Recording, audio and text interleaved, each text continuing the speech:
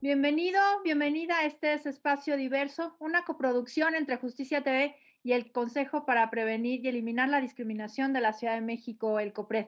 El día de hoy vamos a platicar sobre VIH y discriminación.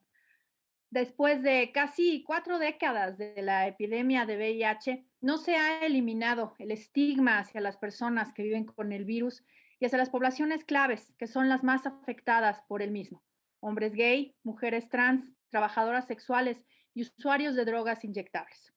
Todas las personas somos vulnerables a contraer el VIH, pero algunas poblaciones tienen mucho más riesgo por diferentes factores como sus prácticas sexuales o algunas cuestiones más estructurales. De acuerdo con ONU-SIDA, 37.7 millones de personas viven con VIH en todo el mundo.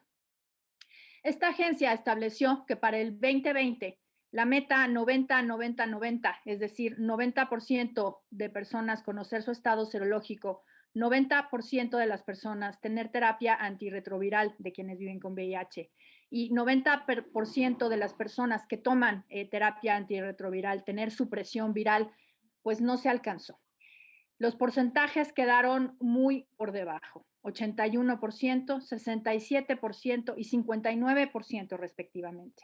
El año pasado también se reportaron 1.5 millones de casos nuevos en el mundo. Para 2030, la meta global es cero nuevas infecciones, cero discriminación y cero muertes. En el 2020, los grupos de población clave mencionados y sus parejas sexuales representaron el 65% de las nuevas transmisiones a nivel mundial.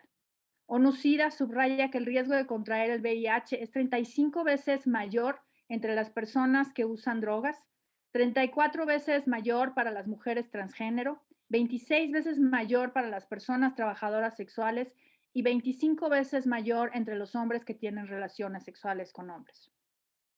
En la Ciudad de México existen cerca de 50,000 personas que viven con VIH, mientras que en toda la República Mexicana se estima que son alrededor de 230,000 personas.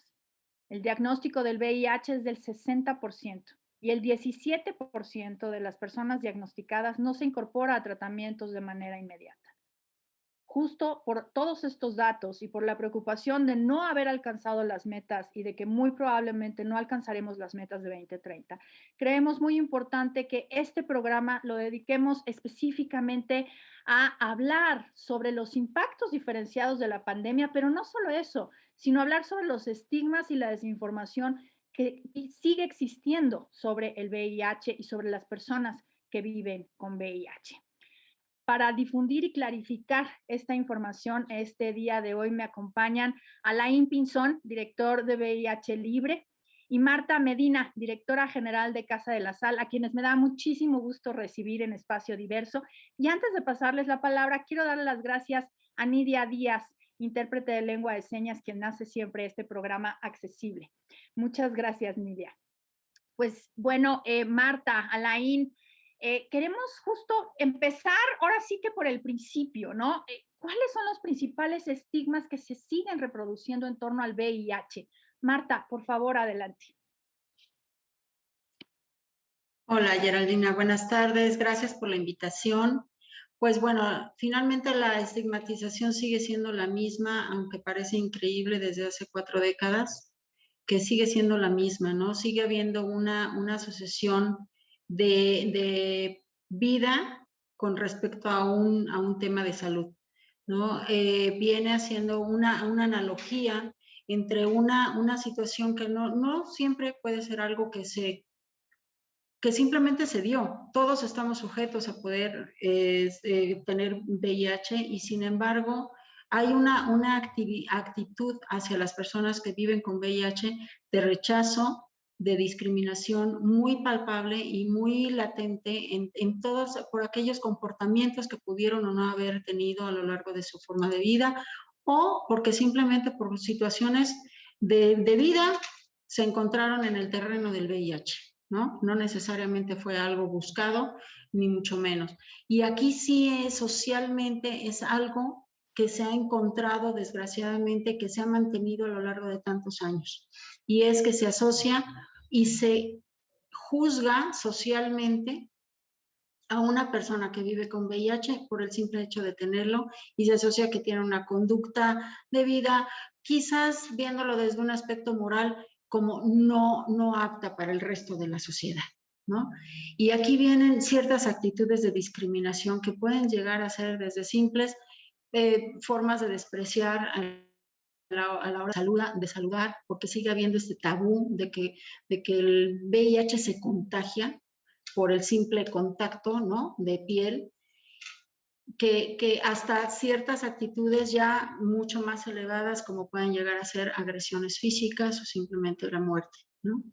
Pero hay de todo, hay desde rechazo y puede ser desde dentro de la misma familia, conocidos, personas con las que colaboras en la parte laboral, o sea, no contrataciones. Vamos, no hemos avanzado, en esa parte no hemos avanzado por mucho de que han pasado los años, por mucho de que pudiéramos comparar un poquito ahorita en estos tiempos de pandemia que tenemos tan reciente lo del COVID, que quizás pudieras decir, no es lo mismo contagiarse de COVID a estas alturas que hace un año, ¿no? Porque ya se tiene más información, porque sabes cómo manejar el tema, porque sabes a lo mejor qué procesos sí funcionan o qué no funcionan y cuáles son los tratamientos más adecuados. A pesar de todos estos años y este caminar con el VIH, no hay esa información. O aunque se tenga, sigue habiendo esta información errónea o de que porque si me acerco a una persona que tiene VIH me va a contagiar, que si lo saludo de beso, que si comparto un plato. Esta parte genera una discriminación muy palpable, muy tangible en gente que puede ser de la gente que nosotros nos referimos o estamos en contacto día a día. Y esto es muy lamentable porque lleva a un estado de aislamiento a las personas que viven con VIH que puede llegar a ser peligroso hasta para su vida. Por supuesto, la criminalización hacia las personas que viven con VIH, y lo hemos visto en casos recientes en la República. Alain, justo, ¿no? ¿A qué tipo de discriminación se enfrentan las personas que viven con VIH? Muchas gracias, Gera. Muchísimas gracias por la invitación a este programa. Un honor.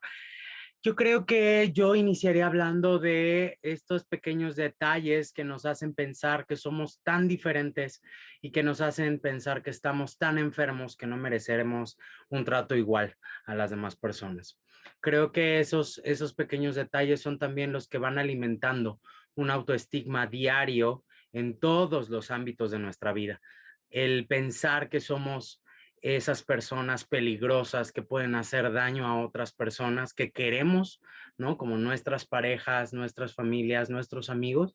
Creo que también eso nos lleva a hablar de un estigma muy profundo, muy arraigado socialmente y que se ha convertido en uno de los principales retos y problemas que tenemos actualmente, que son los autoestigmas y que es el tratamiento de la salud mental. Y creo que eso es uno de los graves problemas que tenemos en este momento. Hemos avanzado muchísimo al respecto de los tratamientos antirretrovirales en tema clínico y médico. En este momento México tiene uno de los medicamentos más avanzados, con mayor barrera genética, con muchísima aceptación al respecto de los pocos efectos secundarios que tiene, pero no tenemos una salud mental. Es decir, tenemos un tratamiento antirretroviral muy eficaz que nos va a mantener saludables, indetectables, pero no tenemos una salud mental que nos quiera hacer mantenernos vivos o que quiera hacer mantenernos de alguna manera tomando el medicamento todos los días. Entonces, creo que también eso es uno de los graves problemas. Socialmente estamos súper atrasados, no tenemos protocolos tampoco dentro de las instituciones de salud actualizados, tenemos una norma mexicana atrasadísima que es de los 90. Tenemos en muchas ocasiones tratos discriminatorios que son institucionalizados, como por ejemplo voy a citar el problema del IMSS, en donde todavía en muchas de sus fichas médicas sacan leyendas como transmisión, no, contagio homosexual para referirse a una persona con un nuevo diagnóstico de VIH. Entonces, hemos avanzado mucho clínica y médicamente.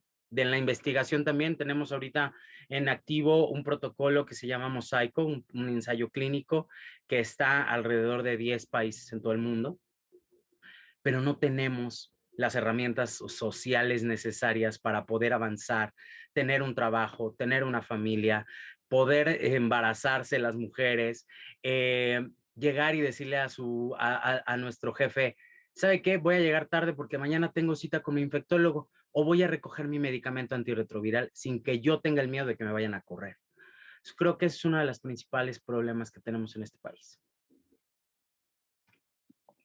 Claro, no, bueno, Alain, has puesto sobre la mesa pues muchos temas muy importantes que creo que tenemos que discutir, ¿no? Me parece que, por ejemplo, algo que me encantaría que explicaras para quienes nos están acompañando hoy en Espacio Diverso es el tema de los antirretrovirales, la adhesión y la indetectabilidad, porque creo que falta mucha información sobre esto. ¿Nos puedes explicar cómo funciona justo pues el acceso a los antirretrovirales y la adhesión, etcétera, por favor? Claro que sí. Cuando una persona vive con VIH y hace todo el trámite que tiene que hacer para poder recibir los medicamentos antirretrovirales, primero hacer una anotación aquí, una nota al pie. El medicamento antirretroviral en México es gratuito en absolutamente todas las instituciones de salud pública. IMSS, ISSSTE, Capacits, en absolutamente todos los institutos de salud pública el medicamento es gratuito a partir del 2001 que se inició el acceso universal a la ARV. Lo segundo, cuando tú inicias a tomar tu tratamiento antirretroviral, bueno, pues tenemos que tener bien claro que es un tratamiento que vas a tomar toda tu vida, que vas a tenerlo que tomar todos los días a la misma hora siempre. Y va a tener que llevar un seguimiento virológico que incluye tratamiento obviamente antirretroviral, los laboratorios médicos, las citas médicas y el seguimiento con tu doctor en cita, ¿no? En cita médica. No importa qué esté pasando en el mundo, tú tienes que tener esos puntos, ¿no? Lo otro, la adherencia. La adherencia al tratamiento antirretroviral se cree que nada más es tomar una pastilla al día, todos los días, a la misma hora. Sin embargo, la adherencia al tratamiento también incluye la salud mental, ¿no? El acudir a terapia si es que uno la necesita, el acudir a tus citas médicas, el llevar una vida saludable, como todas las personas debemos de llevarla, ¿no? Y por supuesto, llevar también un seguimiento al respecto de tu conteo de carga viral y CD4. Eso es como tener un seguimiento virológico y una adherencia al tratamiento. Si tú ya estás bien adherido, vas a lograr ser indetectable en poco tiempo. ¿Y qué es ser indetectable? Es una persona que vive con VIH. En México, el conteo para la indetectabilidad es menor de 40 copias. Menos de 40 copias de virus del VIH en 1 mililitro de sangre te convierte en una persona clínica y médicamente indetectable. ¿Y qué es ser una persona indetectable? Que no puedes, es decir, que no eres capaz de transmitir el VIH de ninguna forma, aún si no estás usando condón, a otra persona. Porque la cantidad de copias del virus es tan baja que ni siquiera una máquina de laboratorio puede detectar. Entonces, si tú estás indetectable, eres intransmisible. Es decir, el virus no se va a transmitir a otra persona, aun si no estás usando condón. Entonces, creo que ese es uno de los puntos muy importantes. Por eso es que la meta 90-90-90 nos va a llevar a la indetectabilidad. No lo estamos logrando. ¿Por qué? Porque no tenemos acceso, no tenemos tratamientos, no tenemos un montón de cosas que nos faltan. Pero las personas que sí están indetectables, entonces nosotros tenemos solamente un solo trabajo, una obligación: tomar nuestro tratamiento antirretroviral en forma continua y en forma responsable. Muchas gracias, Alain. Esa me parece que es información muy valiosa que no necesariamente todo el mundo conoce. Marta, ¿qué nos puedes decir tú con respecto justo a algo que han estado demandando varias organizaciones y que tiene que ver con el tema del acceso a los antirretrovirales y en qué situación nos encontramos para que las personas puedan acceder a sus tratamientos? Sí, mucho de lo que dice Alain es que precisamente parte de la indetectabilidad lo que te da es la posibilidad de tener planes de vida, de hacer un plan de vida, ¿no? Simplemente como mujer y que dijeras, bueno, quiero tener familia, es la forma en que lo puedes hacer. O sea, se puede lograr, aunque te enteres a la mitad del embarazo, ¿no? Pero lo ideal es que si tú sabes que tienes VIH y estás indetectable, entonces puedas hacer un plan de vida y todo esto. Ahora, ¿qué pasa hoy por hoy? Pues ha habido un sube y baja espantoso en la cuestión de la atención médica. ¿Por qué? Porque a raíz del COVID como que se tapó, o sea, se puso un velo en el sentido de que lo único que interesaba era el COVID. Y de ahí fue precisamente el hecho de luchar en las organizaciones por lograr nuevamente una visibilización del VIH, ¿no? Es volver a decir, aquí estamos, seguimos, no nos hemos ido, y es más, estamos arraigados, digo, Alain no me dejará mentir, que ha sido una lucha constante de hacerse presente, de buscar espacios para la atención de las personas con VIH, con o sin síntomas de COVID, o sea, que hubiera espacios dentro de los hospitales para que pudieran recibir a las personas, parte del personal que está especializado, de los médicos que están especializados en los tratamientos para personas con VIH, los llamaron a primera línea de COVID y entonces quitaron a esas personas que estaban especializadas en los tratamientos y en atención a las enfermedades oportunistas, ¿no? O que se convergen un poco con el VIH, las llamaron a primera línea de COVID. ¿Qué pasó? Quedó personal que no está realmente lo suficientemente especializado o capacitado para poder atender a las personas con VIH. Y entonces no es lo mismo tratar con una gripa que trabajar con una neumonía, ¿no? Entonces no es como parece, pero no es lo mismo. Y es parte de los problemas que se enfrentó, ¿no? O simplemente llegan y pretendía, bueno, se logró en algunos casos, se logró que se empezara a dar el abastecimiento para 3 meses para evitar que tuvieran que estar frecuentemente asistiendo a hospitales y exponiéndose a la cuestión del contagio de COVID, ¿no? Pero en otros casos no se logró, simplemente no tenían el abastecimiento suficiente de medicamentos como para poder postergar estas visitas y que si estaban indetectables, si estaban estables, pudieran brincar hasta 3 meses con tratamiento para evitar estar exponiéndose de más, ¿no? Ahora, ciertamente, la persona, otra de las cosas y de las ventajas que te da la indetectabilidad es precisamente esta resistencia de tu sistema inmunológico al parejo que cualquiera que estuviera en buen estado de salud, ¿no? Entonces, puedes hacer frente a un COVID sin ningún problema, como cualquier otra persona que esté en buenas condiciones, ¿no? De salud. Porque aquí aclaremos que las personas que viven con VIH, la verdad es que todos deberíamos de ser así, que tener este cuidado y esta rutina y este ejercicio de estar frecuentemente vigilando nuestros números, ¿no? Nuestras cifras y nuestro estado de salud, porque en realidad no lo hacemos.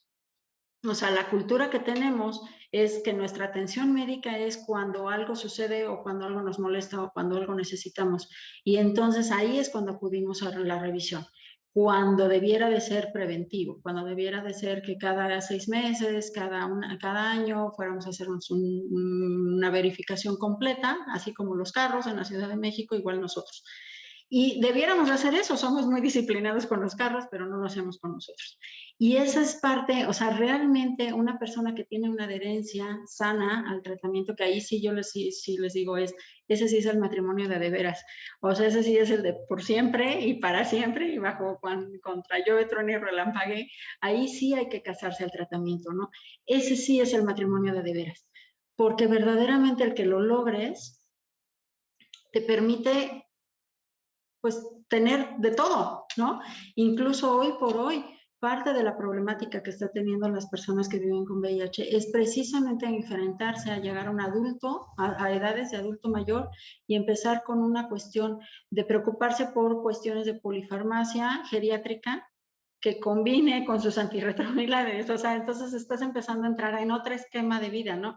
O sea, ya traes otras preocupaciones que hace 40 años no se veían, ¿no? Porque antes sí se consideraba el VIH como una enfermedad terminal, ¿no? Entonces era tratar de lograr una mejor vida, pues ahora sí que un buen morir, ¿no? Y hoy por hoy no, hoy estamos hablando de una enfermedad crónica, pero que si la atendemos y somos responsables de nuestra salud, ahí sí tenemos una posibilidad de vida. Pero ciertamente no es nada más la toma del medicamento, como bien dice Alain. O sea, estamos hablando de una serie de cofactores que influyen para el adecuado estado de salud completo, que en general influyen en todas las personas, pero es particularmente importante con las personas que viven o que están recién diagnosticadas. ¿Por qué? Porque eso puede ser la clave para que realmente acudan a recibir su tratamiento, porque pueden estar vinculados, que es lo que llamamos, que ya se establezca esta relación con la clínica, la que sea, ¿no? Y que empiezan a crear un expediente médico y que tengan acceso al medicamento. Pero esta adherencia o acudir a estas citas es indispensable que tengan un soporte, que tengan redes de apoyo, que tengan que no hagan esta autodiscriminación que mencionaba Laín, porque eso es clave. O sea, si la propia persona se ve a sí mismo como un error o como un desperfecto social, pues, o sea, estamos muy mal. O sea, ya de ahí ya estamos tropezando nosotros mismos poniéndonos obstáculos. Entonces, es parte del proceso y para lo cual muchas de las organizaciones sociales estamos trabajando, para dar ese soporte cuando las personas recién diagnosticadas no tienen ese apoyo familiar o social o laboral, porque es muy complicado en un trabajo estar pidiendo constantemente cada 3 meses, cada mes, cada revisión, o sea, permisos para salir a hacerse análisis, permisos para ir por el medicamento, permisos para, o sea, es un poco complicado o muy complicado. Marta, muchas gracias. Creo que también algunas de las cosas que has dicho me parece que las vamos a recuperar además en el próximo corte, sobre todo el tema del trabajo, porque todavía seguimos recibiendo denuncias en el COPRED relacionadas con el derecho al trabajo y las personas que viven con VIH, ¿no? Exámenes de sangre para ingresar o exámenes de sangre de repente en algún momento en donde se descubre, lo pongo así, entre comillas, porque pues el estado de salud de las personas no tendría por qué ser un tema que le interese a los empleadores o a las empleadoras, se descubre que una persona tiene VIH y son despedidas de manera injustificada. Sobre esto vamos a platicar y también me gustaría, Alain, que regresando del corte nos platicara sobre el ejercicio mosaico, para que justamente nos platicaras de qué va esta vacuna y bueno, pues qué implicaciones va a tener esto para las personas en general y la relación con el VIH. No le cambien, estamos en Espacio Diverso y estamos hablando sobre VIH y discriminación. Nos vemos ahorita.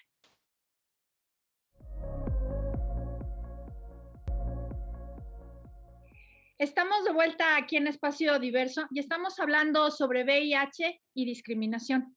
Y bueno, pues en el corte pasado estábamos platicando sobre la adherencia a los tratamientos antirretrovirales, la indetectabilidad, la intransmisibilidad, pero Alain también mencionó algo en su intervención sobre el ejercicio mosaico. Entonces, me gustaría que nos platicaras, Alain, ¿qué es eso? ¿De qué se trata? ¿Y qué beneficios va a traer para la salud de todas las personas? Claro que sí. El ensayo clínico mosaico llegó a México. Se estuvo preparando su llegada desde hace 2 años, pero por el inicio de la pandemia se atrasó. Vive Libre y su servidor somos parte del Consejo Asesor Comunitario de la Clínica Viva del Hospital de Ciencias Médicas y Nutrición Salvador Subirán, en el que está instalado el trial de Mosaico. Es un ensayo que ha estado en diferentes países de varios continentes y pues ahorita está en México. El reclutamiento de las personas ya se logró, es decir, que ya se cerró el reclutamiento, ya nada más va a ser el seguimiento de las personas que están dentro del protocolo y pues es estar de alguna manera monitoreado mediante algunas vacunas para las personas participantes y empezar a monitorear pues al respecto de su vida sexual y las características. Esto inició con 2 poblaciones, que son las 2 poblaciones clave en México, que son hombres que tienen sexo con hombres, no importando su orientación sexual, y las personas en general trans. Entonces, sí, ya se logró el reclutamiento y ahorita va a ser hasta, me parece que 2023, cuando se va a llegar al final del ensayo aquí en México y estaremos viendo que es un ensayo clínico en fase 3, que es lo más alto que ha llegado un ensayo clínico, un protocolo de este tipo. ¿Cuál es el siguiente paso? Pues que se compruebe la efectividad de la vacuna y entonces empiece ya a haber un tema ya de producción de la vacuna masivamente. Entonces, es una muy buena noticia porque entonces estaríamos hablando de una prevención completa, ¿no? Del VIH y muy probablemente el fin de la pandemia a partir de una vacuna preventiva, ¿no? No hay cura todavía, pero habría una vacuna preventiva y eso ayudaría muchísimo para la prevención combinada. Entonces, creo que eso es una muy buena noticia y bueno, el que México esté siendo parte de este ensayo clínico en fase 3 es enorme, es enorme, es enorme, es enorme. Sí, son muy buenas noticias y sobre todo eso, ¿no? Que haya una vacuna justamente pues para poder prevenir el contagio de VIH y en ese sentido, el hecho de que estemos participando, ¿tú crees que con esta vacuna lleguemos al 2030 como se plantea? Yo creo que si esta vacuna se llega ya al siguiente, pasa esta fase 3, yo creo que muy probablemente podamos empezar a hablar de la posibilidad de llegar al 2030 con las metas de ONU-SIDA. Posiblemente, porque el inicio de la pandemia de la COVID-19 vino a darle un grave problema a la pandemia de VIH y SIDA en todo el mundo. Y específicamente en México nos hemos atrasado muchísimo en datos comparados del segundo trimestre del CENSIDA del 2020 en comparación con el segundo trimestre del 2019, la detección bajó un 59% en VIH y 57% en sífilis. Habrá que hacer la comparativa de este año en comparación con el 2019 al 2021 o incluso al 2020 con 2021, pero los centros comunitarios tuvieron que cerrar y entonces el trabajo comunitario empezó a ser en línea y en calle. Entonces, pues es muy complicado así poder llegar a una meta. Y si a eso le sumamos que los trámites administrativos en instituciones con derecho a audiencia, sobre todo, están siendo muy complicados y están siendo con muchísimas problemas al respecto del espacio porque hay conversión, reconversión, desconversión. Entonces hay un grave problema el que tenemos, pero aún así creo que con la aprobación de la vacuna y que pase la siguiente fase, que sería la última de aprobación, yo creo que sí estaríamos hablando de un cambio radical para poder llegar a las metas 2030 de UNCIDA. Y eso sería interesante, importante y maravilloso que pudiéramos contener, ¿no? La pandemia de VIH, porque pues sigue hablándose de una pandemia. Y en ese sentido, pues también, Marta, ¿tú cómo ves el tema de Mosaico? Ustedes han participado desde Casa de la Sal. ¿Qué nos puedes platicar sobre eso? Bueno, nosotros estamos muy emocionados porque quien es la líder del proyecto Mosaico aquí en México es la doctora Marus Gay, que es precisamente fue parte de los inicios de Casa de la Sal. Entonces es pues realmente como gente de casa, ¿no? De gente de nosotros que está ahí, ¿no? Metida. Y la verdad es que es muy, muy padre, muy emocionante el ver que podemos empezar a ver una luz al final del túnel, o sea, como que finalmente están volteando a ver y dicen, ah, caray, traemos el VIH por aquí todavía, ¿no? No hemos avanzado a lo largo de todos esos años y aquí lo traemos y seguimos viviendo con él, ¿no?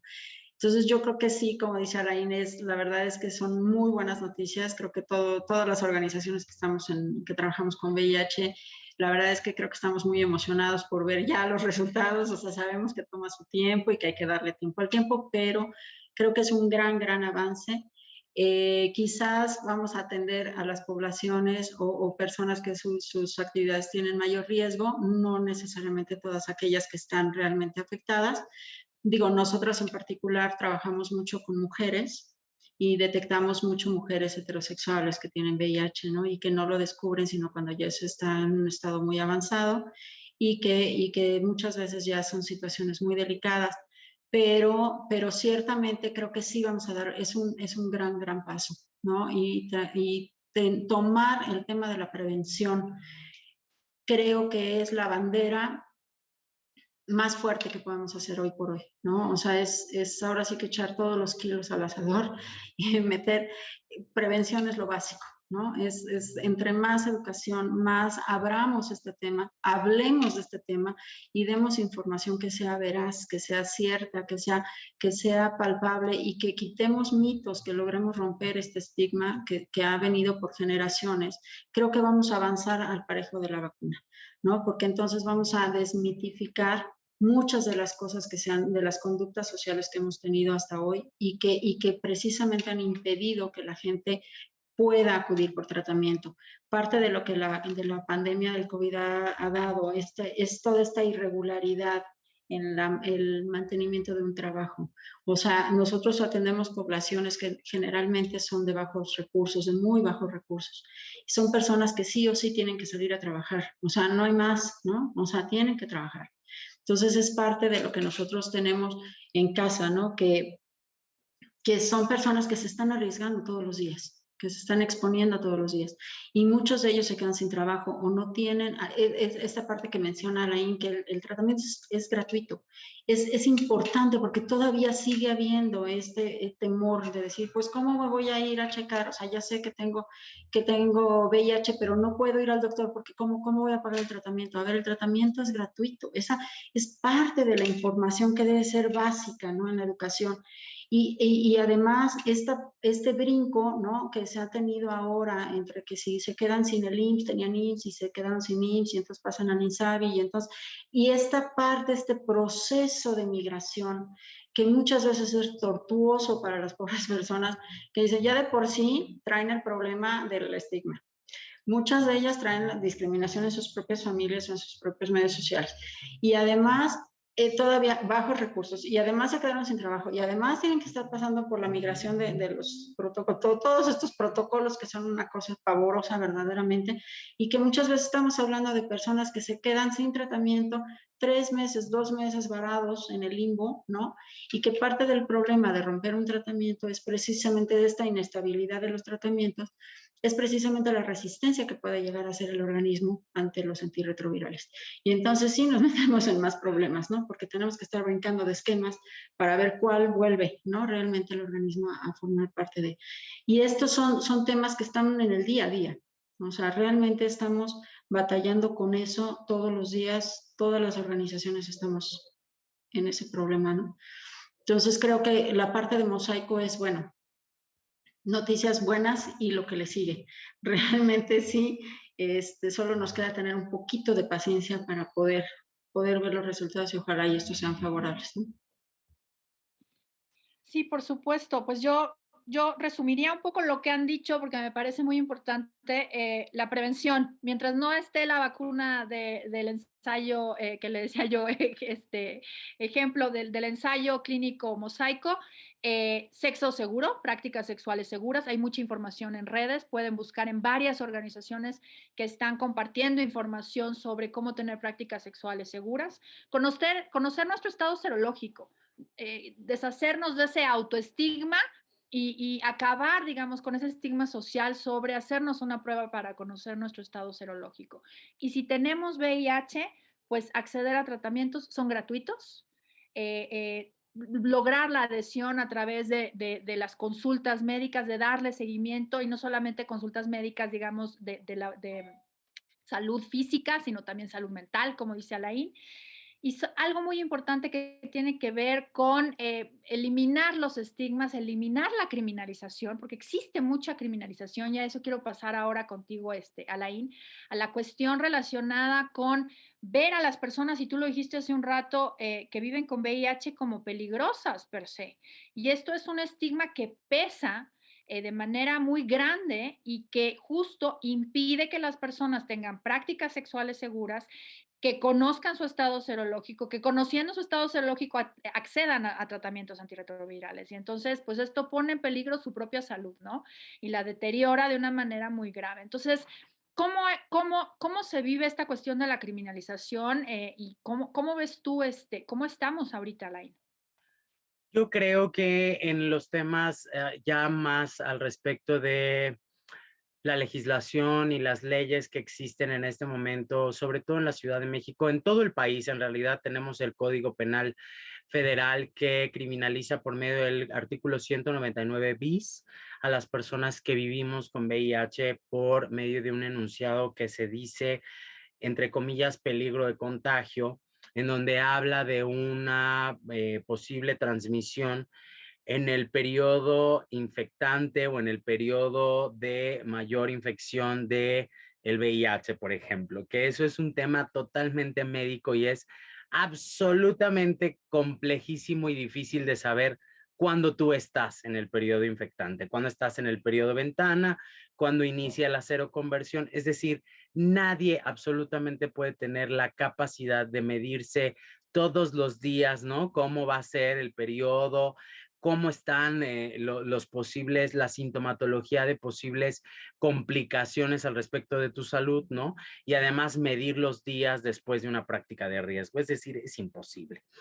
Viene esta legislación, ¿no? Viene a partir de un artículo federal, 199 bis, pero también de los artículos locales, ¿no? En la mayoría de los estados de la República existe este artículo en sus códigos civiles locales, ¿no? Y penales también. Entonces, en la Ciudad de México tenemos el 159 que nos habla del peligro de contagio. Se hizo una problemática hace algunos meses aquí en Ciudad de México porque la Fiscalía de la Ciudad de México detuvo a una persona, la vinculó a proceso el juez de control inmediatamente, lo cual me parece totalmente extraño. Porque siempre permanecen días ahí, ¿no? Entonces ahora, curiosamente, es como luego te vincula el juez de control y pasas al reclusorio norte inmediatamente. Y ahí se inicia todo un proceso de, yo creo que más bien es como de visibilización de todo lo que nos falta en la Ciudad de México, ¿no? Históricamente la Ciudad de México es un territorio de vanguardia, es un territorio de avanzada, es un territorio en donde se puede hablar de muchas cosas al respecto de la progresividad de los derechos humanos. En este momento no podemos hacer eso, porque tenemos un artículo que criminaliza directamente a las personas que vivimos con VIH, que es el 159, y que además no va a ser derogado en la legislatura, en la primera, y que la segunda va a ser mucho más complicado por la naturaleza en la que está armada legislativamente toda la Cámara. Entonces va a ser muy complicado y esto nos va a traer muchísimos problemas. Primero, a mí lo que más me preocupa y me ocupa y me enoja y me entristece es que esta persona que ya fue vinculada a proceso y que ya está llevando el proceso en libertad gracias a todas las protestas que hicimos y a todo lo que hicimos afuera de la fiscalía, pues es que su proceso va a seguir. Y el problema también es que estamos viendo que la Fiscalía de la Ciudad de México tiene una falta de información y una falta de capacitación y una falta de sensibilización enorme, porque parecería nuevamente que el VIH y el SIDA es de 1985, 1983 para la Fiscalía. Y entonces no importa si eres indetectable, si eres intransmisible, no importa si estás en tratamiento antirretroviral, no importa si estás en seguimiento virológico, no importa que tomes el mejor tratamiento, lo importante es que tienes VIH y tienes tratamiento antirretroviral en tu casa, en tu poder, y entonces eso te va a hacer vincularte a proceso penal. Ese es el mensaje que está mandando la Fiscalía de la Ciudad de México y se entendió perfecto. Y es por eso que nosotros reaccionamos ante esas acciones de ignorancia y de estigma público, de estigma social, porque entonces parecería que todas las personas que vivimos con VIH somos delincuentes, somos criminales, somos personas que estamos sujetas a un proceso penal por el simple hecho de tener un virus que además muy probablemente en muchas de las personas está indetectable, es decir, está pues ahí, pero que no puede ser transmitido. Entonces creo que hay un problema de fondo que no es legislativo, que no es a partir de una ley, que no es a partir de un artículo. El problema de fondo es la falta de ética profesional al respecto de actualizarse, de entender y de sensibilizarse al respecto de cuáles son los problemas que tiene la ciudad en donde yo estoy gobernando o en donde yo trato de cuidar por medio de una fiscalía, ¿no? O de dar certeza jurídica y de dar, obviamente, debida diligencia a las investigaciones, que tampoco la hay. Entonces, creo también que el panorama es gris. No quiero decir que es negro, pero sí es gris. Para nosotras, las personas que vivimos con VIH en este momento, estamos pasando por problemas muy fuertes al respecto de nuevos diagnósticos con inicios tardíos de tratamiento, fases de SIDA y muertes por SIDA en 2020-2021, cuando estamos hablando de indetectabilidad, desabasto de medicamentos antirretrovirales. Y aparte a eso le sumamos un artículo que nos criminaliza. Pero además, esos detalles que creo que se siguen invisibilizando, el tenerme miedo, el no poder conocer a una persona porque voy a tener miedo al rechazo, el que yo no tenga la confianza de decirle a mi papá o a mi mamá, todos esos problemas nos están llevando a una falta de salud mental enorme. No hay para dónde hacerse, no hay posibilidad. Entonces, si nosotros no tenemos acompañamiento, sensibilización e información basada en evidencia científica de los gobiernos, lo único que nos tenemos es a nosotros mismos y a las redes de apoyo que podamos hacer al respecto. Encontrar a gente que esté viviendo la misma situación y poder encontrar apoyo ahí y salir y de alguna manera encontrar un poquito de esperanza y un poquito de luz a partir de eso. Gracias, Alain, porque además de la intervención sobre el tema, has hecho una intervención pues muy emotiva y muy importante. Al ratito, en el siguiente corte, quiero pedirte cómo pueden contactarte, porque yo sé que Vive Libre está haciendo muchísimo trabajo en calle, mucho trabajo de acompañamiento, de pares, y eso es fundamental, fundamental, porque sabemos que esta estigmatización y esta criminalización que existe hacia las personas que viven con VIH o que recién se enteran de su estado serológico y que no tienen acompañamiento, se ha recrudecido además con la pandemia porque pues estamos todos alejados, ¿no? Entonces, ahorita en el próximo corte quiero pedirte que nos des esos datos para que quienes nos estén viendo y también a ti, Marta, por supuesto, de Casa La Sal, porque creo que es muy importante que sepan las personas que cuentan con organizaciones que llevan mucho tiempo trabajando, que no solamente es un trabajo, sino que crean redes que son como familias de acompañamiento, ¿no? Antes de cerrar este corte, yo, pues sí, nada más quería yo hacer como la conclusión con el tema de la criminalización. Efectivamente existe en la Ciudad de México este artículo 159. Desde el COPRED, pues hemos ya dicho varias veces, este es un artículo que a nuestro parecer es inconstitucional porque criminaliza una situación per se.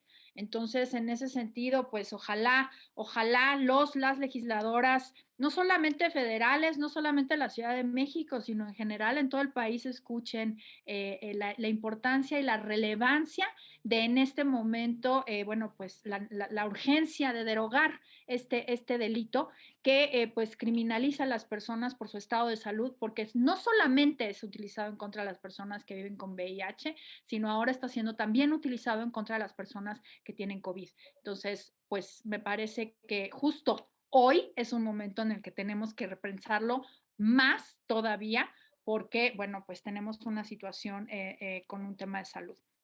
Y el tema de donación de sangre sigue siendo un tema todavía que en algunos hospitales niegan las posibilidades de donar sangre a personas homosexuales o a personas que tienen relaciones con otros hombres sin que esto implique necesariamente, digamos, una cuestión relacionada con el VIH. Vamos a hacer un corte y regresamos para cerrar este programa. Siempre se nos quedan muchísimos temas en el tintero, pero para hablar justamente un poco sobre cómo la pandemia también ha impactado de manera diferenciada, un poco ahondar más en esto y sobre todo hablar sobre el cambio cultural, hacia dónde queremos ir como sociedad.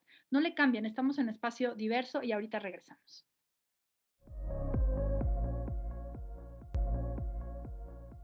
Pues estamos de vuelta aquí en Espacio Diverso y estamos hablando sobre VIH y discriminación.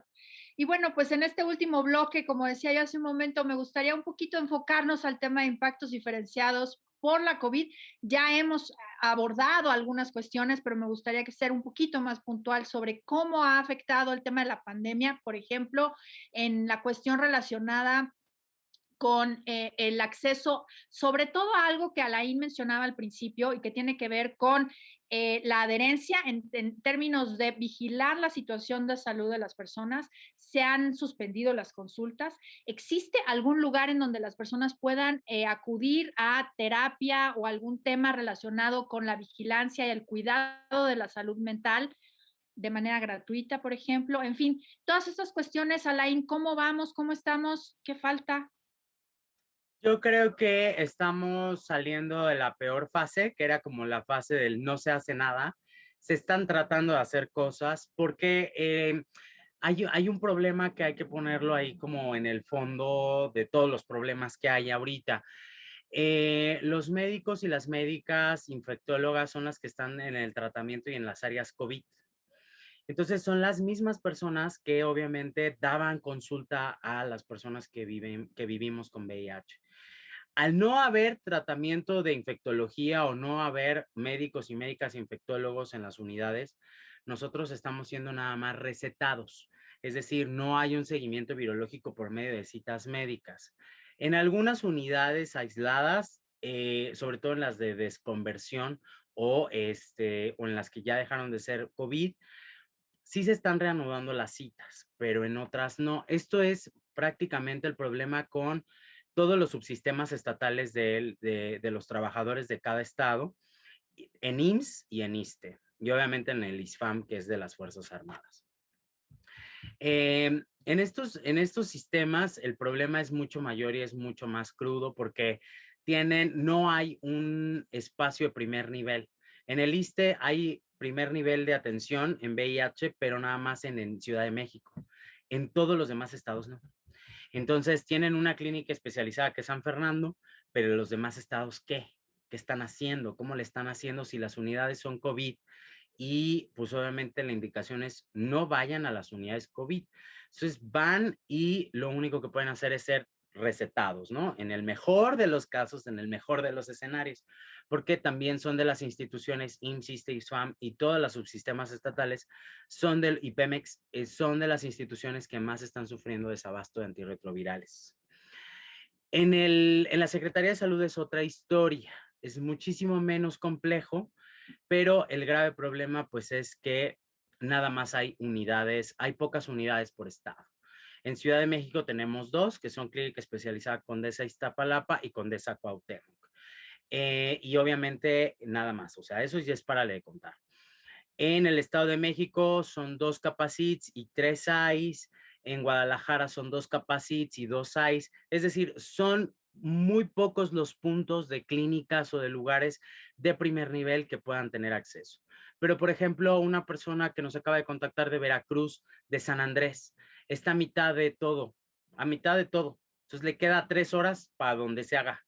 Entonces son 3 horas de camino y 3 horas de regreso y ya son 6, ¿no? Entonces, si ponemos eso en perspectiva diaria, pues es un problema, ¿no?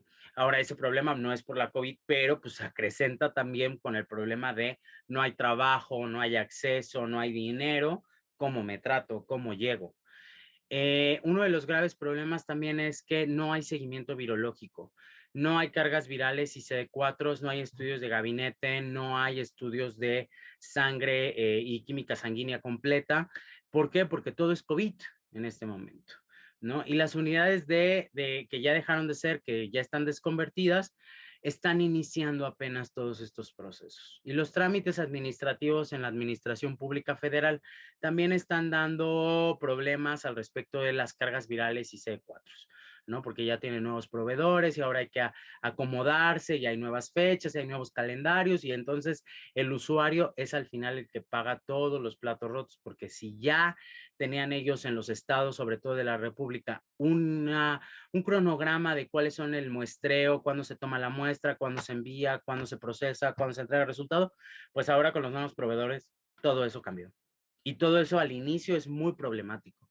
Tenemos ahorita un grave retroceso al respecto del seguimiento virológico. Otro es, no hay medicamentos antirretrovirales en muchas unidades y en muchas clínicas, ¿no?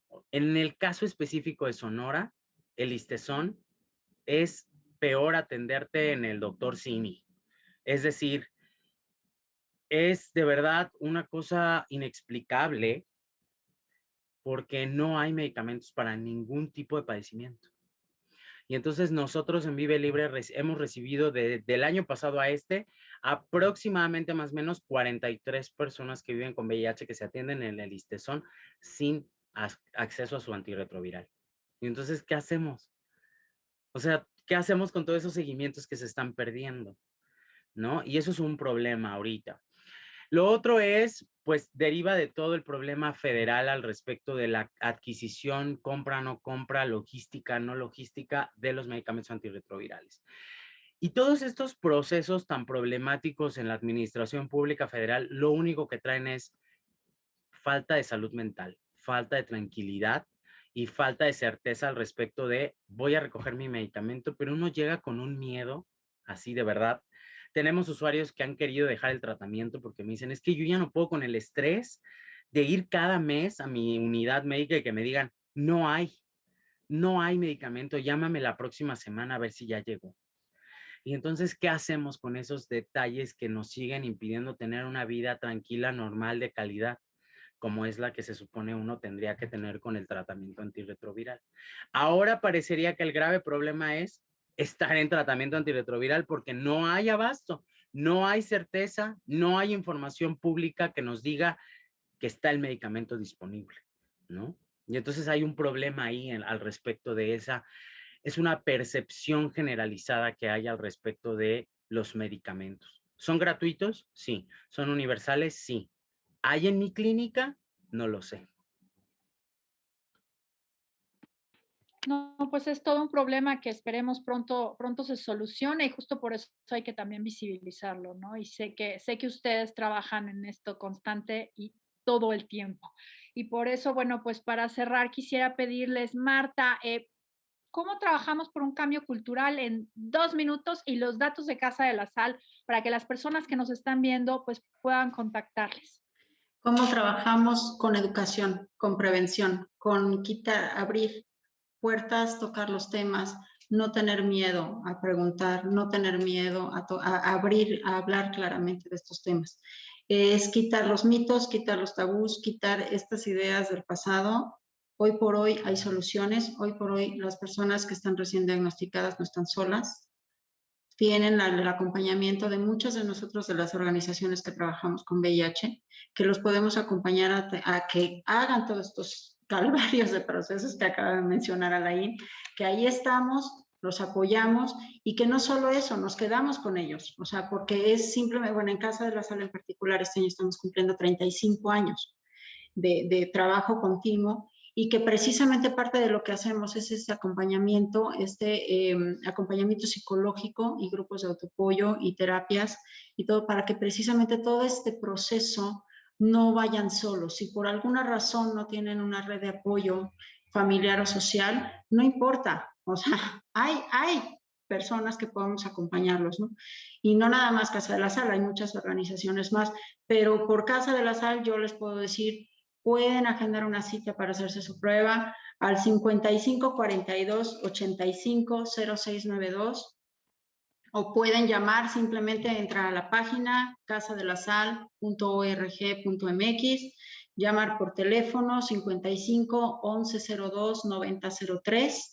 Estamos en todas las redes sociales, estamos en Facebook, estamos en Twitter, estamos en Instagram, tenemos un café con sal que son testimonios para que vean cómo hay muchas vivencias, pero también hay muchas personas que nos acompañan. No necesariamente tienen que pasar este calvario solos.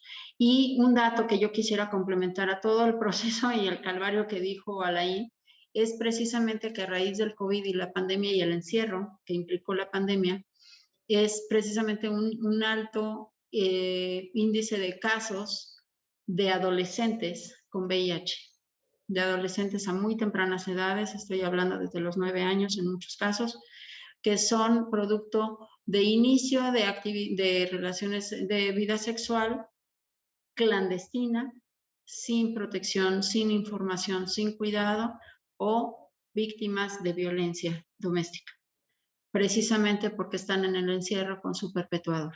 Y esto es un tema muy grave, sobre todo si tocamos el tema de que no están sensibilizadas las personas a las cuales se supondría tendrían que acudir para pedir ayuda o recibir ayuda.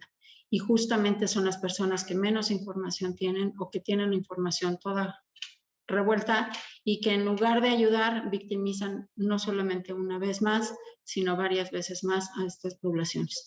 Entonces yo creo que son temas muy delicados que sí, que necesitamos seguir abriendo espacios, lo cual yo agradezco que abran este espacio para poder decir las cosas como están y que hay soluciones y que hay manera de resolverlo, pero no están solos, o sea, hay manera de que se sientan acompañados y que ahí estemos con ustedes. Marta, muchas gracias por estar aquí con nosotros. Alain, para cerrar en 2 minutos, ¿cómo trabajamos por un cambio cultural y los datos de Vive Libre, por favor? Yo creo que el cambio cultural tiene que venir de la educación basada en evidencia científica. El conocer más al respecto de indetectable e intransmisible, el tomar en cuenta que un método de prevención es hacerte pruebas, porque si tienes algo, es mejor tratarlo. Creo que desde ahí podamos partir y empezar a cambiar la forma en la que vemos el VIH y empezar a normalizar también la conversación al respecto del VIH. sin tener que escondernos, sin tener que vivir con culpa, con miedo, con vergüenza, ¿no? Ni nuestras identidades, ni nuestras orientaciones, ni tampoco nuestros diagnósticos. Las redes sociales de Vive Libre es @Vive Libre en todas las redes, Instagram, Facebook y Twitter.